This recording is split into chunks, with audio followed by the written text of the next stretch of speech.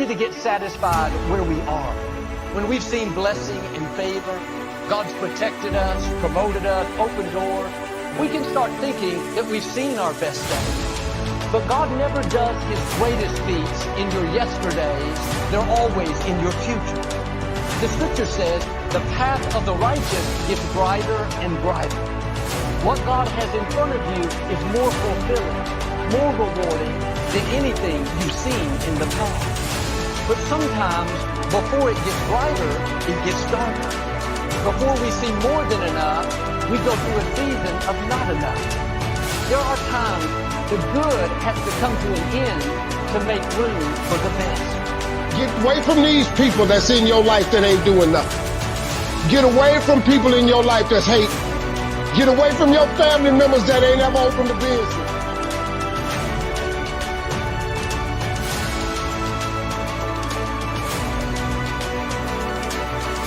I learned in life, you can never bring somebody up if they don't want to go up. You can't. No matter how good you think you are, no matter how much you want to tell them, you can help them. If they don't want to go up, there's nothing you can do. But the reverse is not true. Somebody bad can bring a good person down. They can. Because the negativity in the world is much, much stronger than the positives. The negative people can bring you down. So I stay away from negative people. I just walk away from it. What I tell people all the time, especially a lot of these jobs, I do with a lot of these people. Yeah. I tell them, remember this, in life, you are who you are. Get away from these people that's in your life that ain't doing nothing. Get away from people in your life that's hating. Get away from your family members that ain't ever opened a business. Get away from your family members that ain't ever followed their dreams. Get away from your family members that ain't never been nowhere but to the family reunion. Get away from them. Get away from them.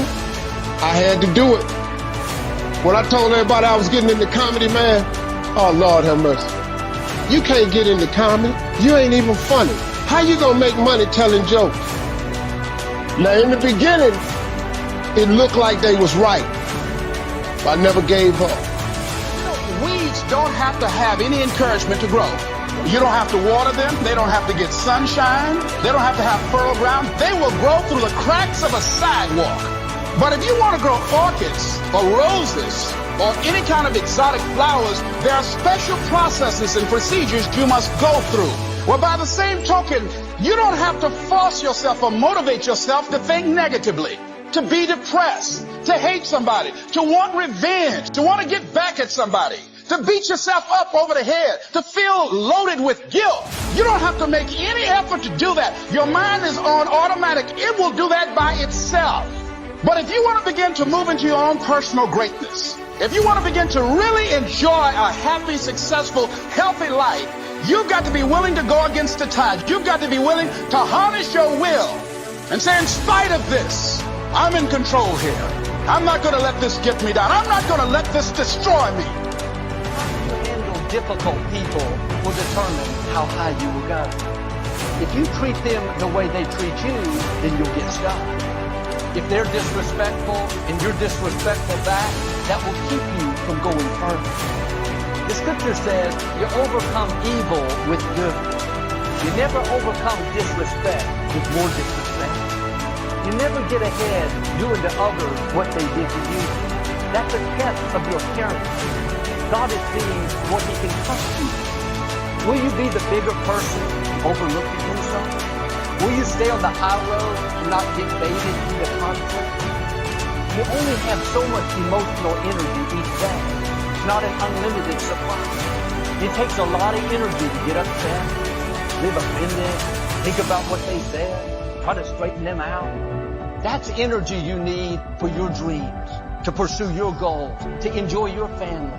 Don't spend it on things that don't matter. You can't control how everyone treats you, but you can control how you respond. When someone is rude, you don't have to get upset. When they cut you off in traffic, that doesn't have to ruin your morning. When a coworker leaves you out, you can't control that, but you can stay in peace knowing that God is fighting your battle. When you take the high road, you'll not only enjoy your life more, but you're showing God He can trust you with more influence, with more favor. Don't go the next 20 years letting the same things upset you. Same coworkers get on your nerves. Same grumpy relative steal your joy. They may not change. Here's the key. You can change. See, your unwillingness to forgive another person is like you sipping the poison, waiting on them to die. You can't sip the poison for unforgiveness and expect them to die.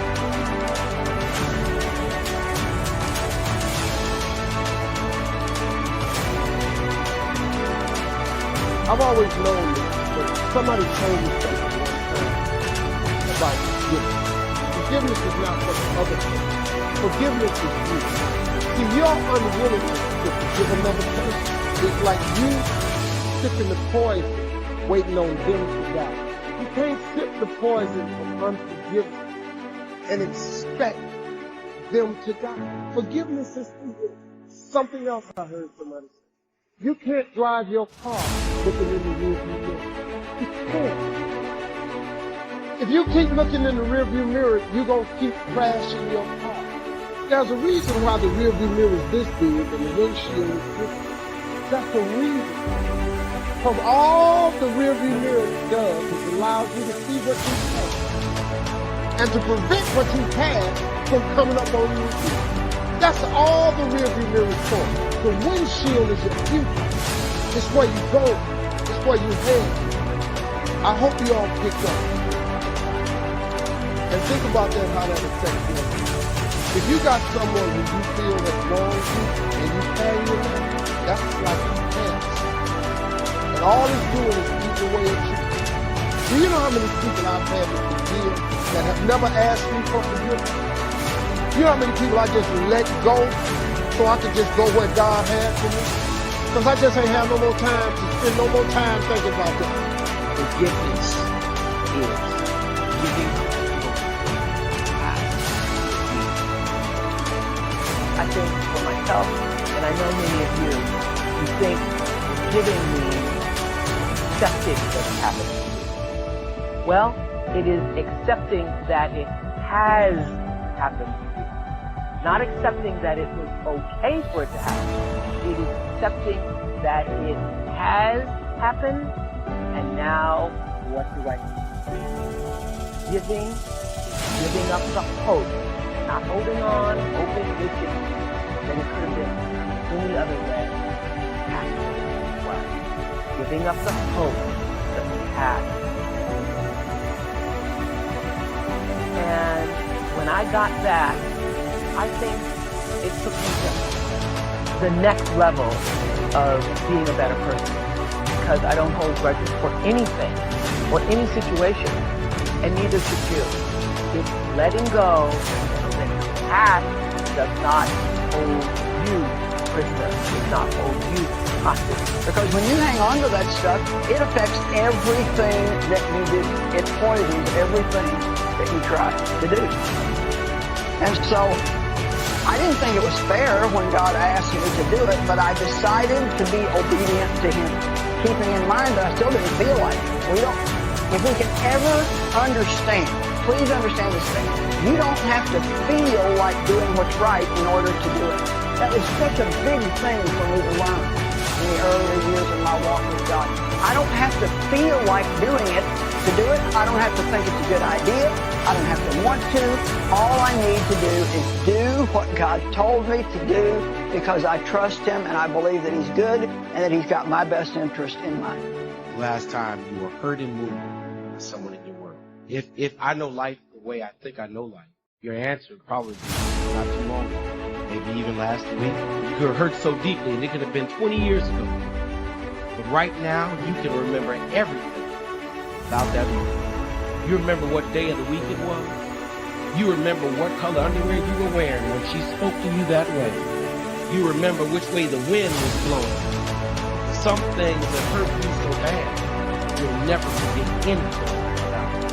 And I don't believe I have to be prophetic or have any anointing oil or talk in tongues to tell you that everyone in this place has come in carrying some room for what some other people have done. They may be fresh and feel sensitive, or they may be scarred, and feelings, but all of us know what it's like journey through life and be wounded deeply, people we never thought would. Offense is inevitable. Kind of what Jesus speaks when he says to his disciples, Luke chapter 17, that it's impossible for you to go through this life and offense not.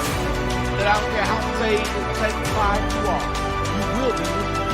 I don't know what you thought would happen when you joined church and gave your life to the Lord. Somehow maybe you'd be granted some immunity from being disrespected and mistreated. But at the end of the day, I come to say, even the saved saints of God know what it's like. Christian writer John Bevere says that offense, being wounded, is really one of the most productive tools that the devil has to not only destroy relationships on earth, but watch this, to also destroy your relationship. For when you have been hurt, when you have been wounded, when life has brought an offense your way, the devil seeks to inflict a hurt on you so bad that it holds you hostage in past pain. That he doesn't want you to pursue the great, glorious future that the Lord has for you. What he'd rather would have you do is hold on to some unproductive feelings like anger and hurt and bitterness and strife. Because if he can incarcerate you in past pain, it will keep you from pursuing a glorious future. Holding on past hurt is one of the most unproductive things you can do in life. There is nothing godly that comes from holding on to anger.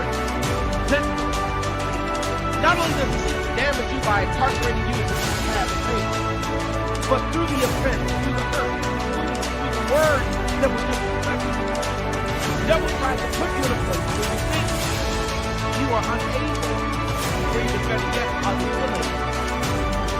Everyone in here knows what it's like. You hurt so badly that forgiving ain't on your side. You know what it's like? You cut so deep that forgiving is not instinctive. That's not our natural response when people have done us wrong. Now retaliation, I got that. Revenge, I'm good at that. Cussing you out, I got a PhD in cussology. I know how to get even. But forgiving, that's hard. That's why we're challenged when Peter asked Jesus, now Lord, hold on. How many times do I have to forgive someone who's done me wrong? Jesus says 70 times. I'm challenged when Jesus says to me, listen, if you don't forgive people when they've done you wrong, then how do you expect God to forgive you of the wrong you've done to the Lord? That if you don't know how to forgive, you don't hurt that other person, you damage yourself and your relationship with the Lord, because God can't forgive those who don't know how to forgive. Challenge. When I see Jesus on the cross dying, and he has power of God to save fathers, so they know not what they do. That's why you let me glad God can forgive. I ain't got that yet, but yet we're all. And I would suggest to you that learning to forgive is one of the most critical commandments of God on your life. To release you from the past pain, to usher you into glorious future, and to preserve intimacy in your relationship with God, that you really have to learn to live above sin and develop a heart that is forgiving. Look, man, you got something that's been bothering you in your life, get past it. See, if God wakes you up in the morning, it's a sign from God that he'll improve you. That's why he wakes you up. When he's done with you, you won't wake up. But as long as he got something for you, he keeps waking you up. Why don't you wake up to go see what that is? He done got you past whatever it was. Whatever it was that's been on you, he done really brought you through because he keeps waking you done. Don't lay that wallowing in your past, man. Your past is something. I would rather show the world what love do through forgiveness than sit up in here with arguments. I want y'all to get that. Hey, y'all, don't forget to pray. Don't be ashamed to pray. And don't ever be too proud to pray, because prayer changes things.